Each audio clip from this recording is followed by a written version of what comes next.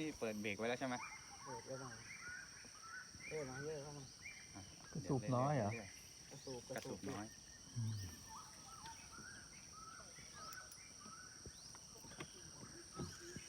ช่วงนี้น้ำใสไหม กระสูบ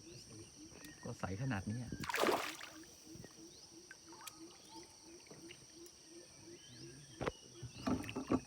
ยกโชะ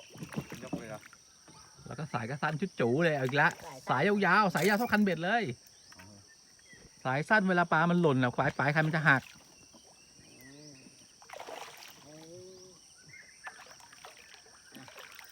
ยาวอีกยาวกว่าคันเบ็ดเลยยาวๆเลยแล้วจับช็อกลีดยกยาวอีก จับช็อก ยกปลายคันขึ้น จับตรงถักสายยาวอีกสายยาวอีกยกชี้คันขึ้นฟ้าง่ายยัง นี่ ปลากระสูบวางพวกมันดิ้น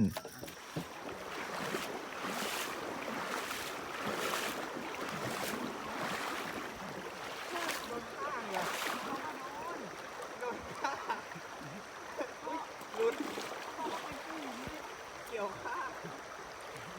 ปลาดีจริง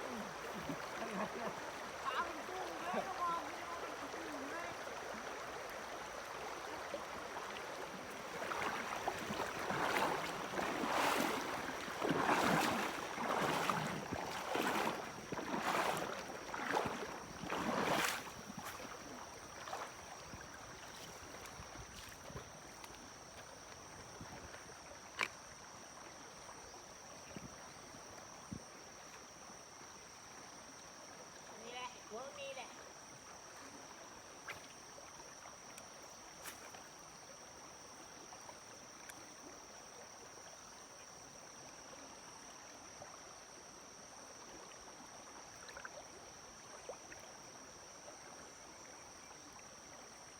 ไล่กัดปลาเล็กอะ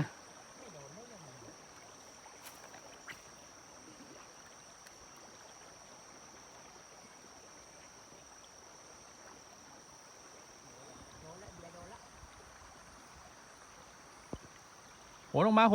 ของอ๋อต้องใส่เหยื่อหนักกว่านี้กว่าตีไม่ไกลเลยไม่งั้นก็ต้องไปอยู่ฝั่งเดียวกับเบียร์ ผมใส่มาใส่ เบียร์โหนออกมาหน่อยย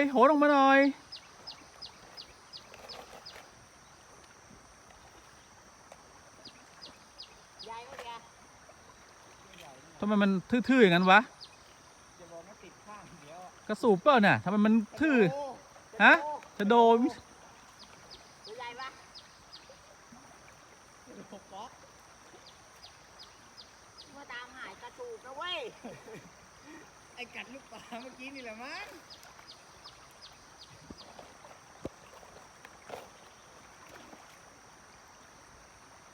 ปลดไปเลยเด้ ไม่ได้เอาครีมมาด้วย ครีมเลยนะ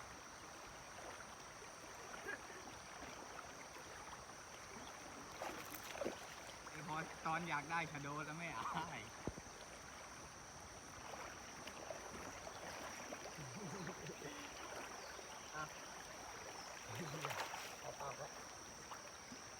สายยาว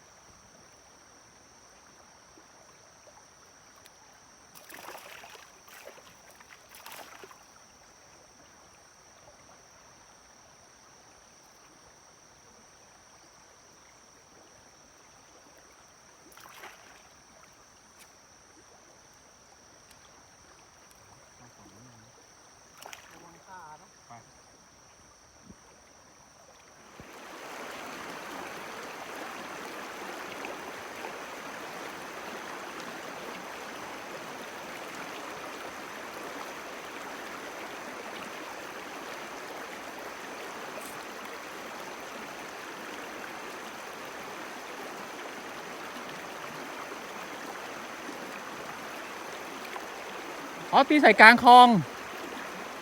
ขึ้นไปตรงกลางคลองตีใส่กลางคลองตรง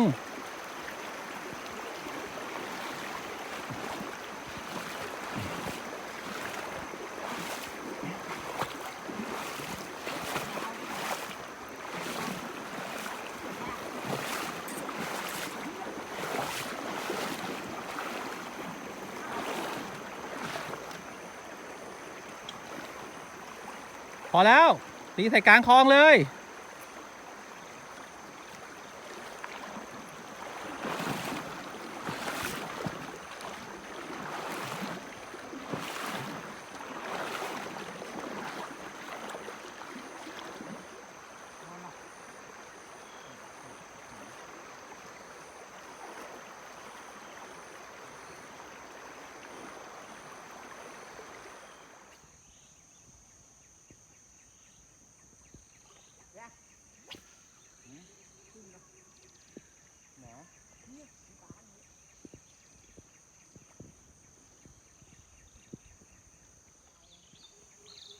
ส้มกระดีลงไปหาก็ได้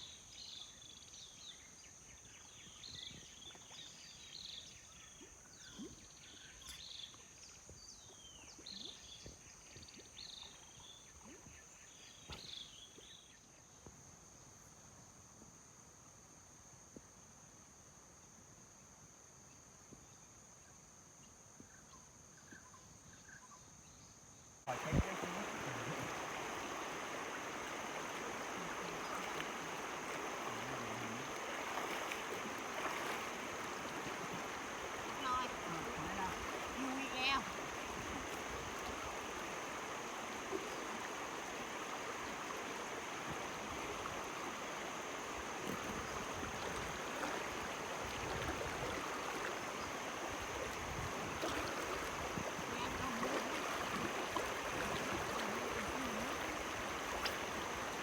นี่ใหญ่ครับ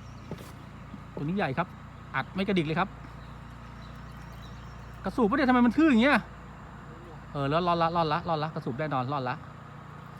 ใหญ่โชกหน่อยตอนนั้นตะข่ายเยอะซากตะข่ายเยอะโชกขึ้นมาตัวขาวเลยเห็นกระสูบชัดๆเลยโอ้โหเฮ้ยมันแข็งแรงขนาดนี้วะโอ้โหกระสูบแข็งแรง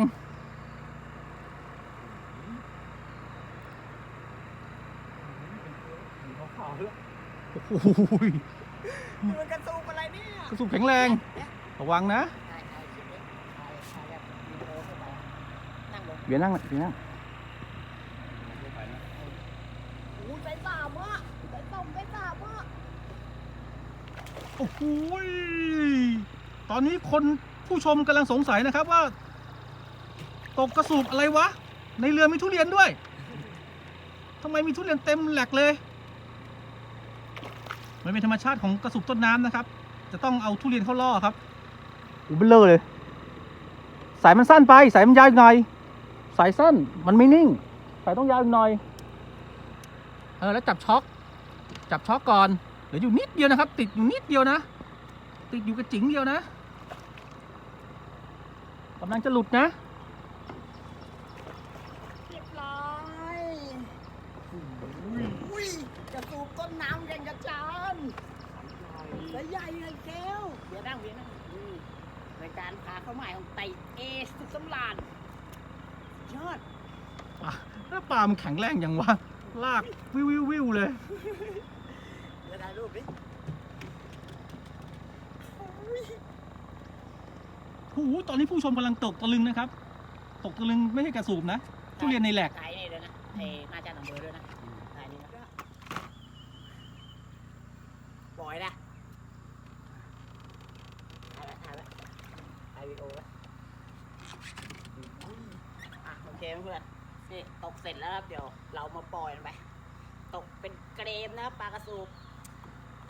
นักล่าน้ำจืดนะครับจิ้งจอกขาว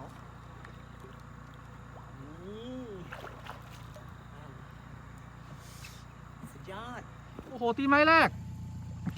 ช่อนตัวแรกมาเลยอย่างไวเย้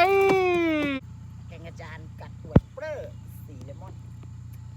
ไวเปอร์จากน้าออสนะครับน้าออสเพชรบุรีนะครับเต็มคำเดี๋ยวนะขอเป็นภาพนิ่ง